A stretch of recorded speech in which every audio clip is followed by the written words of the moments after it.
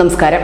ലോക പോലീസായ ഇന്റർപോളിന്റെ സഹായത്തോടു കൂടി രാജ്യത്തെ മയക്കുമരുന്ന് ശൃംഖലയെ തകർക്കുന്നതിന് വേണ്ടി CBI ആരംഭിച്ച ഒരു മൾട്ടി ഫേസ് ഓപ്പറേഷനാണ് ഓപ്പറേഷൻ ഗരുഡ എന്ന് പറയുന്നത്. ഇതിന്റെ ഭാഗമായി കഴിഞ്ഞ ദിവസം വിശാഖപട്ടണത്ത് വമ്പൻ ലഹരി വേട്ട CBI നടത്തുകയും ചെയ്തിരുന്നു. 25,000 കിലോ ഉണക്കിയ ഈസ്റ്റ് കലർത്തി മയക്കുമരുന്ന് കടത്താൻ ശ്രമിച്ചതായി സംശയിക്കുന്ന ബ്രസീലിൽ നിന്നുള്ള ഷിപ്പിംഗ് കണ്ടെയ്നർ പിടിച്ചെടുത്തതാണ് കേസ് രജിസ്റ്റർ ചെയ്തിരിക്കുന്നത്. എന്തായാലും നിലവിൽ CBIയുടെ റിപ്പോർട്ടിൽ ആന്ധ്രാപ്രദേശ് സർക്കാരിനെതിരെ ഗുരുതരമായ ചില ആരോപണങ്ങൾ അവർ മുന്നോട്ട് വെക്കുന്നുമുണ്ട്. ലഹരി സാന്നിധ്യം കണ്ടെത്താനുള്ള ഒരു ശാസ്ത്രീയ പരിശോധന നടത്തേണ്ടതായി ഉണ്ടായിരുന്നു.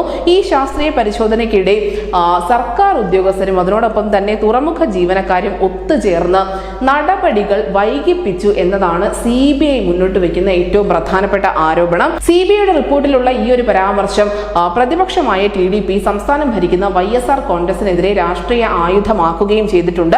ആന്ധ്ര രാജ്യത്തിന്റെ മയക്കുമരുന്ന് തലസ്ഥാനമായി മാറിയിരിക്കുന്നു എന്നതാണ് TDP മുന്നോട്ട് വെക്കുന്ന ഏറ്റവും പ്രധാനപ്പെട്ട ആരോപണം.